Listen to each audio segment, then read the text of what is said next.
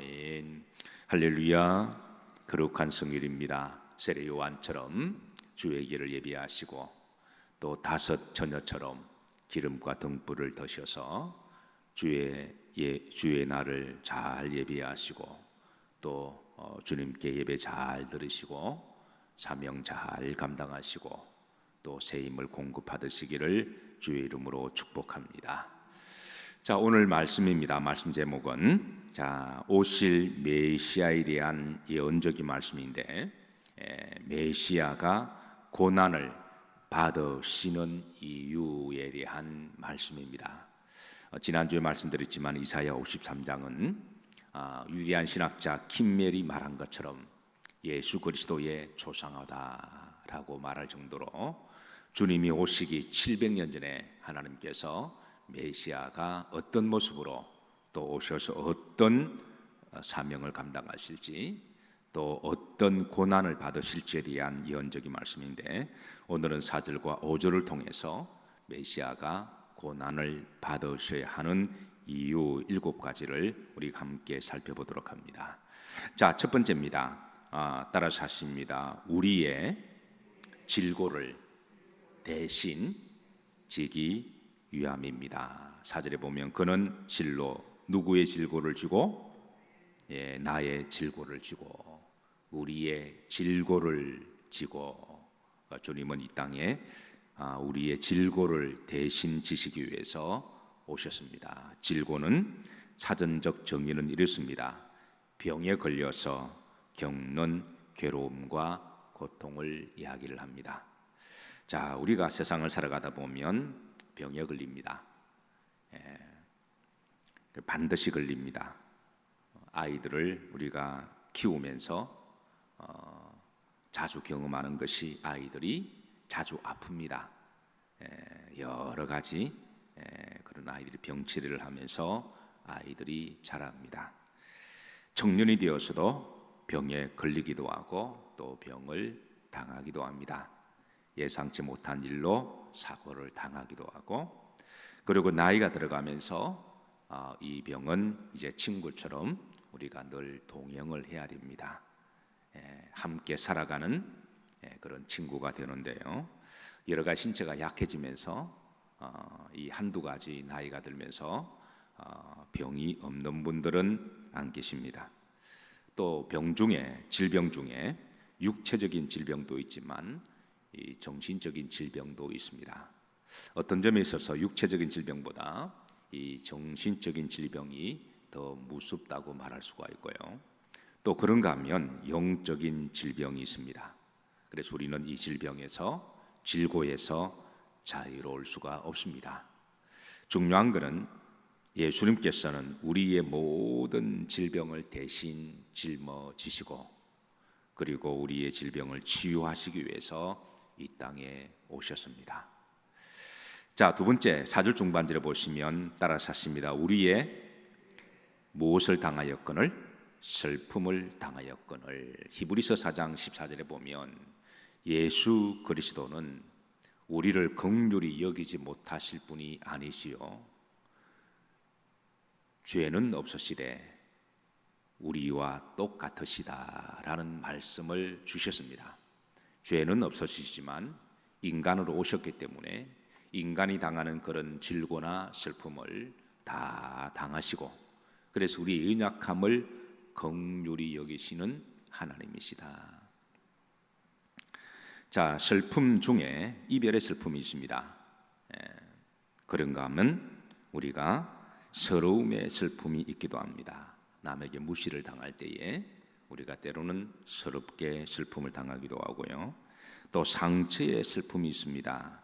사랑하는 사람을 잃어버리고 우리가 상실을 느꼈을 때에. 또 약한 자의 슬픔이 있습니다. 가난한 자의 슬픔이 있고요. 또 슬픔 중에 가장 큰 슬픔을 단장의 슬픔이라고 말하기도 하는데, 그런 부모가 자식을 잃어버렸을 때에 창자가 끊어지는 것처럼 또 우리는 슬픔이라고 그렇게 말을 하기도 합니다. 자, 주님은 이 땅에 오셔서 슬픔을 많이 당하셨습니다. 가난의 슬픔을 당하셨습니다.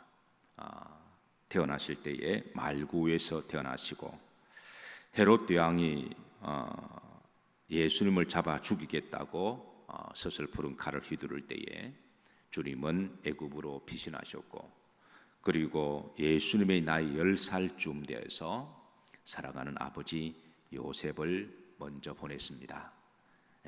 그러니까 사랑하는 사람이 돌아가실 때에, 이별할 때에, 상실할 때에 잃어버린 그 슬픔도 얼마나 큽니까?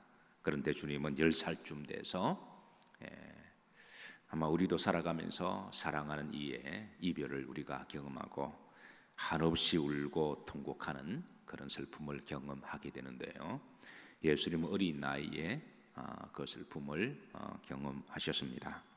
그리고 소년 가장이 되어서 6명의 동생을 돌보시면서, 그리고 어머니를 부양하면서 수없는 어려움과 슬픔을 당하셨습니다.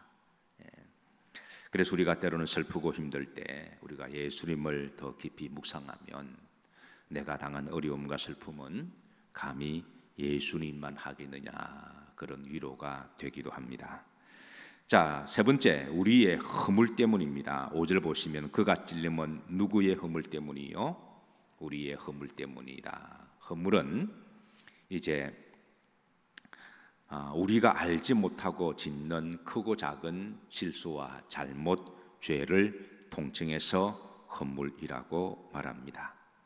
우리가 살아가면서 수없는 크고 작은 실수와 잘못과 죄를 짓고 살아갑니다. 예수님께서 고난 당하신 것은 바로 우리의 허물 때문에 고난 당하셨음을 알려주고 있습니다. 자, 네 번째 중간절에 보시면 우리의 무엇 때문이라? 죄악 때문이라. 이게 죄악은 근본적으로 원죄를 말씀하고 있습니다. 그러니까 주님이 고난 당하시고 십자가에 죽으신 것은 나의 원죄 때문에 십자가에 죽으시고 고난을 당하셨음을 성경은 알려주고 있습니다. 자, 다섯 번째, 우리에게 뭘 주시기 위하여? 평화를 주시기 위하여. 어떻게 보면 인간은 늘 불안한 존재입니다. 불안과 두려움을 안고 살아가는데요, 아이가 태어날 때부터 불안한 감정을 가지고 태어나기 때문에 한 심리학자가 말하기를 아이가 태어나자마자 우는 것은 심리적으로 불안하기 때문에 운다라고 그렇게 이제 풀이하는 분도 계십니다. 실존주의 철학자 칼 야스퍼스는 인간은 불완전한 존재에서 벗어날 수가 없는데 이 불완전한 심리와 삶에서 벗어날 수 없는 상황을 한계 상황이라고 그렇게 풀이합니다. 그러니까 인간은 철학적으로도 이 불안에서, 두려움에서, 걱정과 염려에서 벗어날 수가 없다고 하는 것이죠. 그런데 이 영적인 불안, 이 한계 상황에 대한 절망의 불안은 하나님을 만날 때 우리가 비로소 자유로울 수가 있고 평안할 수가 있다, 그렇게 이제 말하고 있습니다. 마치 어린아이가 어머니를 떠나면 불안해하고 어머니 품에 안기면 평안해하듯이 인간은 영적으로 하나님을 떠나서는 참 평안을 누릴 수가 없고, 그리고 하나님 품 안에 온전히 그렇게 우리가 돌아올 때에 우리가 마침내 평안을 회복할 수가 있다, 그런 말이죠. 그래서 우리 기독교 역사 가운데 위대한 성 어거스틴은 한때 그가 머리가 너무 좋고 너무 똑똑하고 잘나서 인생을 자기 힘으로 충분히 살 수 있다고 생각하고, 그리고 하나님으로부터 멀리 떠났습니다. 그리고 한동안 자기 젊음과 머리와 그리고 자신의 인생을 믿고 마음대로 방탕하며 살았습니다. 우리가 방탕한다라고 말할 때에 꼭 술 먹고 뭐 세상적으로 이렇게 타락한 짓을 하는 것만 방탕이 아니라 하나님을 떠나서 살아가는 그 자체가 방탕한 인생입니다. 이 인생의 사명을 알지 못하고, 그러니까 모든 생명마다 뭐 군뱅이도 구르는 재주가 있듯이 모든 피조물마다 다 사명이 있는데, 하물며 모든 피조물에 이렇게 영광이라고 말할 수가 있는 사람에게 왜 사명이 없고 왜 소명이 없을까요? 모든 피조물에는 새는 새로서의 사명이 있고 또 개는 개로서의 사명이 있는데, 그래서 그 나름대로 사명을 가지고 살아갑니다. 꽃은 꽃으로서의 사명이 있고. 그런데 모든 피조물의 영광이라고 하는, 사람이 사명 없이 그냥 인생을 아무 목적 없이 막 살아가는 것 자체가, 그거는 방랑인 거죠. 꼭 술 먹고 이상한 짓을 해서만 방랑이 아니라, 그래서 당자가 아버지 품을 벗어나는 그 순간부터 그는 인생이 방랑이 시작된 것이다, 그렇게 보시면 되는 거죠. 그래서 성도 어거스틴도 한때 그의 탁월한 머리를 믿고 젊음을 믿고 인생을 믿고 하나님을 떠나서 방탕한 삶을 살았습니다. 그리고 나중에 하나님께 돌아왔어요. 그래서 비로소 그가 하는 말이 이런 고백합니다. 내가 하나님 밖에서는 참 평안을 찾을 수가 없고 누릴 수가 없었는데, 내가 하나님 품으로 돌아왔을 때 내 영혼의 참 평안을 회복했다라고 하는 그 유명한 고백을 그의 고백록을 통해서 밝혀주고 있습니다. 사랑하는 성도 여러분, 우리가 하나님을 만나면 인생의 방황은 끝내고 그 인생의 목적을 다시 찾은 거니까, 하나님을 만나면 내가 아프지 않고 내가 돈을 많이 벌고 모든 일이 잘 된다, 그렇게만 생각하면 그건 기복주의적 신앙입니다. 우리 인생이 그 이상의 가치가 있는 것 아닐까요?